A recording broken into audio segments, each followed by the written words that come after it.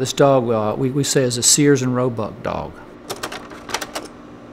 because at the Sears and Roebuck store in Atlanta, they one Sunday, the Humane Society put all these little temporary dog pens, and they brought all the dogs so people would come and get a dog. So when we decided we would go there, and we spied this particular dog, and we instantly fell in love with it. It's just a really beautiful dog. I had always had an interest in Native American history. There's a sort of a infamous, fierce warrior named Pago.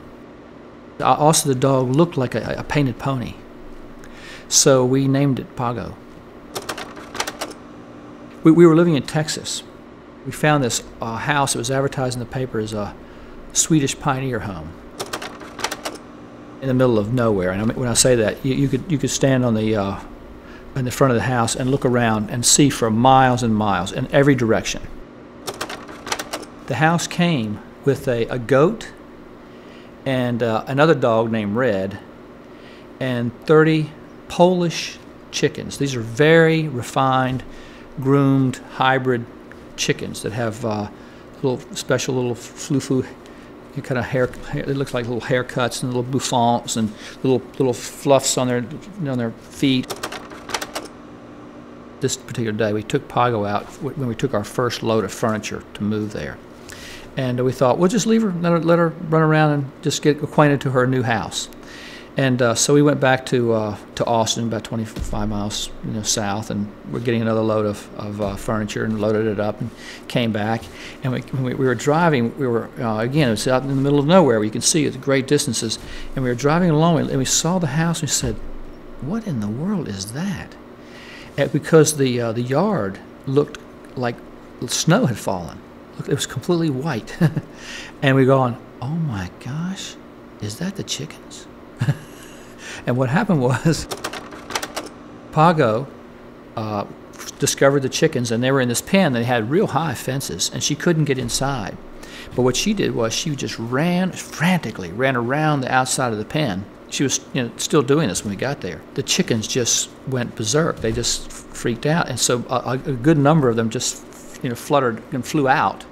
Once they flew out, she would grab them and run around with them and shake them and shake their feathers off, and she did. She killed probably half the chickens, and so their feathers were all over the yard. And then the ones that were inside the coop, they were like they had gone completely cuckoo, jumping around, flopping around. They all completely lost their minds. So in the next week or so, by the time it didn't take long before she had driven all of them crazy, or they all had flown out, and she'd killed every single one of them. Also, a friend of mine had told me this story. He said that if you have a dog that has a problem with wanting to eat chickens, he said what you do is you get one of the dead chickens, or you get the dead chicken, and you just tie it to a little rope and put it around their neck, so they have to run around this chicken flopping around, and it starts to stink and it'll drive them crazy. Well, Pago thought, wow, this is great. A little snack pack, a little lunch, run around, you get a little hungry and just munch on your little snack until it's all gone. So she was perfectly happy with this idea. And anyway, so in the end, we had this wonderful dog and no chickens.